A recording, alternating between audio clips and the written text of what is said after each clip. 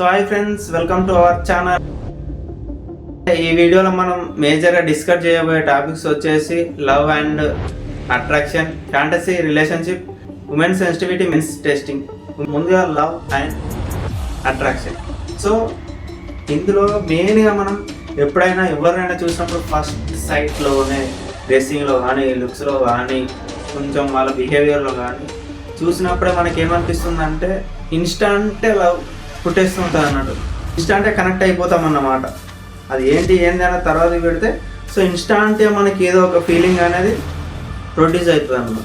మన బ్రెయిన్ అలా ఆలోచించడానికి కారణం ఏంటంటే, నేను ఈ క్వశ్చన్ మిమ్మల్ని ఎందుకు అడుగుతున్నా అంటే తెలుసుకోవడానికి ట్రై చేద్దాం. నా వంతు నేను ప్రయత్నిస్తా, మీకు అర్థమయ్యేటట్టు నేను చెప్తా. ఎందుకు ఇంతలా చెప్తున్నా అంటే అలా కలిగిన ఫీలింగే మనని ఎంతలా బాధ పెడుతుందంటే ఈ లూప్లో ఈ బాధ నువ్వు ఆల్రెడీ ఎక్స్పీరియన్స్ చేసే ఉంటావు ఏదో ఒక సందర్భంలో. వెయిట్ అర్థమయ్యేలా, కొంచెం కన్ఫ్యూజ్ కాకుండా అర్థమయ్యేలా కాన్సన్ట్రేషన్తో వినండి. నేను కూడా కన్ఫ్యూజ్ చేయను, కన్ఫ్యూజ్ కాకండి. ఫస్ట్ శ్రద్ధగా వినండి, అర్థమవుతుంది మొత్తం. మనం చూసే ప్రతిదీ సోషల్ మీడియాలో, సినిమాలే కానీ, యూట్యూబ్లో కానీ, ఇన్స్టాలో కానీ, ఏదైనా షార్ట్ సంథింగ్ గ్లామ్ ఏదైనా కానీ, హీరో ఆడు ఎంత పూర్వం బుక్ అయినా కూడా హీరోయిన్ లాస్ట్కు వాడు చేసే తపన అన్ని ఇబ్బందులు అట్లా ఇట్లా ఏదో ఒకటి పడి వాడిని ప్రపోజల్ యాక్సెప్ట్ చేస్తుంది. అట్లా రియల్ లైఫ్లో నీకు కూడా జరుగుతుందని నువ్వు అనుకుంటున్నావా? వాళ్ళు అట్లా కూడా నువ్వు ఉన్నాక నీతో మాట్లాడుతుంది అని నువ్వు అనుకుంటే అది ఏదో కారణం వల్లనే. అలాంటి స్టోరీలు అన్నీ మనం చూసే ఉంటాం కదా. మనల్ని సోషల్ మీడియా ఇన్ఫ్లుయెన్స్ చేసినంత విధిగా ఇంకా ఎవ్వరు ఇన్ఫ్లుయెన్స్ చేయరు మన లైఫ్లో. ఈ జనరేషన్లో మిమ్మల్ని ఎంత ఇంపాక్ట్ చేస్తుందంటే, ఇన్ కేస్ ఎవరైనా ఇన్ఫ్లుయెన్స్ చేసే వాళ్ళు చేస్తున్నారంటే వాళ్ళ మాటలు మనం వినం. ఫస్ట్ థింగ్ ఒకటి ఎట్లా ఆలోచిస్తామంటే, వాడే అంత ఇట్లా ఉన్నాడు, వాడు మనకి చెప్తుండు, వాడు అంతే కదా, సింపుల్ అయిపోయి మన బ్రెయిన్ లాజిక్ కట్టేసి అయిపోయి. ఎందుకు చెప్తున్నారని మనం ఆలోచించాము. కానీ మనం ఎట్లా ఆలోచిస్తామంటే వాడే ఈడు ఉన్నాడు, అదే వాళ్ళ లైఫ్లో వాడు ఇంప్లిమెంట్ చేస్తే వాడే స్టేజ్లో ఉండేదిగా, వాడు వచ్చి మనం చెప్తుండు అని మనం అనుకుంటాం. కానీ వాడు దెబ్బ తిని తాకి వాడు ఈ స్టేజ్కి వచ్చాడు కాబట్టి అట్లా మీరు కాకండి అని చెప్పాడు. ఈ షార్ట్ ఫిలింలు ఇవన్నీ చూసినప్పుడు ఆ హీరోయిన్ లాస్ట్ కలిసి ఇదంతా చూసినప్పుడు we will feel very happy. ఇది కూడా ఒక అమ్మాయి వచ్చి మాట్లాడింది. ఇన్ కేస్ నువ్వు ఒక అమ్మాయిని చూసినప్పుడు ఆమెతో మాట్లాడాలని ఎంతో ట్రై చేస్తావు. బట్ యూనివర్స్లో ఖచ్చితంగా నువ్వు అంతగానో కోరుకుంటున్నావు అంటే ఖచ్చితంగా మాట్లాడే ఒక సందర్భం వస్తుంది. అవి వచ్చినప్పుడు నీకేమనిపిస్తుంది?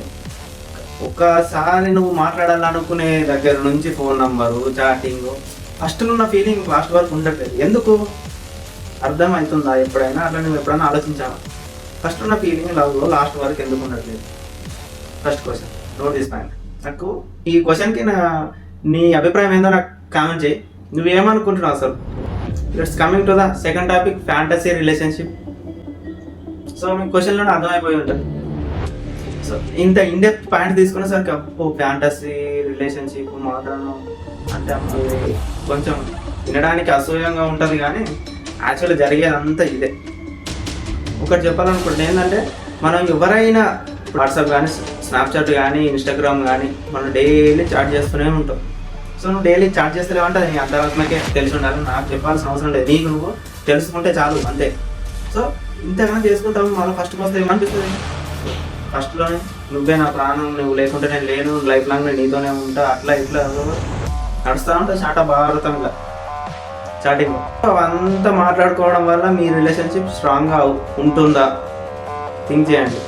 రియల్ లైఫ్ వచ్చేసరికి ఎందుకు అంత స్ట్రాంగ్గా ఉండట్లేదు? బాగుంది.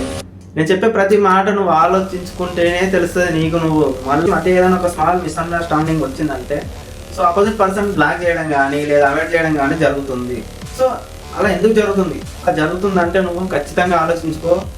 It's a fantasy love, okay, not a true love. ఏదైనా మనం ఎలా ఉంటున్నామో మన తరాలు కూడా, అంటే వచ్చే తరాలు కాదు, పోయిన తరాలు, వాళ్ళు ఆల్రెడీ ఎక్స్పీరియన్స్ చేశారు కాబట్టి వాళ్ళ లైఫ్ స్టైల్, కొన్ని బుక్స్ అవి చదివితే మనకు కూడా కొంచెం తెలుస్తుంది వాళ్ళ లైఫ్ ఎక్స్పీరియన్స్. సో అందరి మైండ్ సెట్ అలా ఉంటుందని నేను అనట్లేదు. బట్ ఏంటంటే ఆల్మోస్ట్ ఒక 70-80% అందరు అదే వర్చువల్ కనెక్షన్ నిజమైన రిలేషన్షిప్ టెస్ట్ అవుతుంది. బట్ ఏంటంటే లైఫ్ లాంగ్ స్ట్రగుల్స్, సాక్రిఫైజెస్ ఎన్నో ఉంటాయి లైఫ్లో. అవన్నీ దాటుకొని ముందుకు వెళ్ళినప్పుడే లవ్ అనేది బిల్డ్ అవుతుంది. గుర్తుపెట్టుకోండి, టీన్స్ ఆర్ యూత్ ఎవరైనా వల్ల ఎవ్రీథింగ్ ఈజ్ ఫాస్ట్. యూత్కి పేషెన్స్ తక్కువ, డెప్త్ కన్నా మూమెంట్స్ ఇంపార్టెన్స్ ఎక్కువ. గుర్తుపెట్టుకోండి. So final topic, women sensitivity testing voice. Test చేయాలనుకున్నాం అనుకో, ఇక్కడ నుంచి మానేయి. సో అది ఏంటంటే, అప్పుడు మనకున్న పురాణాల ప్రకారం ఎంతోమంది ఋషులు అంటే వాళ్ళు ఏ విధంగా ఉంటారు, ఋషి అంటే ఊరికే కాదు, అర్థమైందా? ఋషులు అంటే ఊరికే కాదు, మాంస వాళ్ళు ఉంటారు. వాళ్ళే శంఖనాకి పోయారు అమ్మాయిల జోలికి. సో ఆఫ్టర్ ఆల్ మనం ఎంత, ఆఫ్టర్ ఆల్ అంటే మళ్ళీ నీది నువ్వు చీప్గా తీసేసుకోకు. So best compare to that people మనం, అర్థమవుతుందా? నువ్వు వాళ్ళకంటే ఎక్కువ కావాలంటే నీ క్యారెక్టర్ బిల్డ్ చేసుకో, అంతే. అమ్మాయిలు అబ్బాయిని ఎందుకు టెస్ట్ చేస్తారు? అసలు ఏంటి కొత్త చెప్తాను, అమ్మాయిలు మన టెస్ట్ చేయడం ఏంది? నేనే కదా ఎప్పుడు వాళ్ళకు తెలియకుండా స్కిప్ కొడతా అని అనుకుంటున్నారు కదా. అమ్మాయిలు సైకలాజికల్గా ఆలోచించడం ఏంది? వాళ్ళకి బుర్ర ఉంటుంది కదా అని అనిపిస్తుంది కదా. ఎప్పుడైనా అరే నేనే ఆలోచిస్తా దానికంటే ఎక్కువ, అది ఏదైనా జరిగినా కూడా నేనే తెలియకుండా కొన్ని విషయాలు స్కిప్ కొడతా, అట్లా మెయింటైన్ చేస్తా అని నువ్వు ఆలోచిస్తున్నావు కదా. నిజానికి సైకలాజికల్గా థింక్ చేయాలంటే అమ్మాయిల తర్వాతకే. కానీ నిజానికి అమ్మాయిలు ఆలోచిస్తారు, బాయ్స్ ఆలోచించరు. ఏమైనా చేయాలంటే డైరెక్ట్ అంతే. సైకలాజికల్ ప్రకారం ఉమెన్స్ బ్రెయిన్ అనేది సెలెక్టివ్ మోడ్లోనే ఉంటుంది ఎప్పుడు. సర్వేలకి హిస్టరీలో సెల్ఫ్ కాన్ఫిడెన్స్ అవసరమా, వాళ్ళు ఎప్పుడైనా సబ్ కాన్షియస్ మైండ్తోనే జడ్జ్ చేస్తారు. వాళ్ళు ఎలాంటి కోణాల్లో ఆలోచిస్తారంటే, నేను ఏదో చెప్పడం లేదు, సో ప్రీవియస్గా జరిగిన కొన్ని వేదాల నుంచి, అక్కడ పుస్తకాలు, న్యాచురల్గా జరిగిన స్టోరీ నుంచి, నా జీవితంలో ఉన్న ఎక్స్పీరియన్స్తో చెప్తున్నా, గుర్తుపెట్టుకో. దీంట్లో వచ్చేసి వాళ్ళు ఏ విధాలుగా మనల్ని జడ్జ్ చేసి, confident, boundaries, emotional stability, leadership qualities. So ఇలాంటి అరే అమ్మ ఇదంతా అదే మనకు సెట్ అయ్యేలాగా అవన్నీ వీళ్ళకేం తెలుసు అనుకుంటున్నాం. కానీ ఒక్కొక్క పాయింట్లో నీకు అర్థమవుతుంది. సో ఫస్ట్లీ ఇప్పుడు నేను చెప్పబోయే విషయాలు కొన్ని నీ లైఫ్లో నువ్వు ఎక్స్పీరియన్స్ చేసిన ఆలోచించుకో. నువ్వు డైలీ చేసే ఈ వాట్సాప్లో, ఇన్స్టాగ్రామ్, ఇవే చాటింగ్లో ఎప్పుడైనా లేట్ రిప్లై వస్తుందా అని నువ్వు ఆలోచించావా? ఎక్సెప్ట్ ఏమైనా వర్క్స్ ఉన్నప్పుడు అలా ఇలా కాకుండా ఇంకెప్పుడైనా అలా వస్తుందని నువ్వు గ్రహించావా? ఖాళీగా ఉండి కూడా లేట్ రిప్లై ఇస్తుంది. సో ఎందుకు అలా జరుగుతుంది? వాళ్ళ సైకాలజీ ప్రకారం వీడు ఎమోషనల్గా స్టేబుల్గా ఉన్నాడా లేదా అని టెస్ట్ చేస్తారు అన్నట్టు అర్థం. సో నువ్వు ఎమోషనల్గా ఇన్సెక్యూర్గా ఫీల్ అవుతావా లేదా కూల్గా కామ్గా ఉంటావా, వాళ్ళని క్వశ్చన్ నీకు చేస్తావా లేదా అని వాళ్ళు ఎక్సెప్ట్ చేసే ఉంటారు ఫస్ట్. సెకండ్ పాయింట్లో బౌండరీస్ వచ్చేసరికి ఏంటంటే, ఇది చేస్తావా అది చేస్తావా, లేకపోతే ఇది చేద్దామా అది చేద్దామా అని ఇదేదో అంటారు. లాస్ట్కి వస్తే వాళ్ళు అనుకునే చేస్తారు. బట్ ఏంటంటే అబ్బాయి సెల్ఫ్ రెస్పెక్ట్తో ఉన్నాడా లేదా అని ఒక పాయింట్ వేళ వాళ్ళు అడుగుతారు. బట్ నువ్వు చెప్పిన దాన్ని కూడా వాళ్ళు ఎస్ చెప్పరు, నువ్వు చెప్తారు, వాళ్ళు అనుకున్నదే చెప్తారు.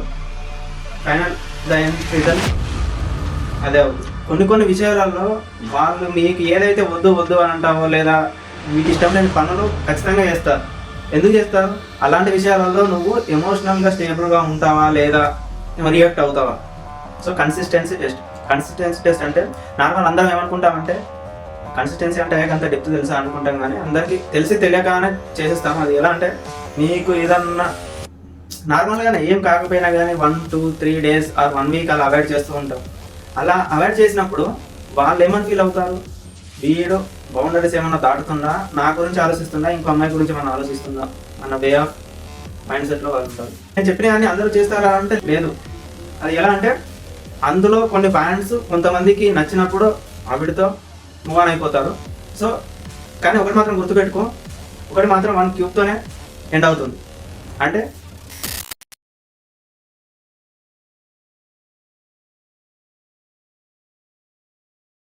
Thank you very much.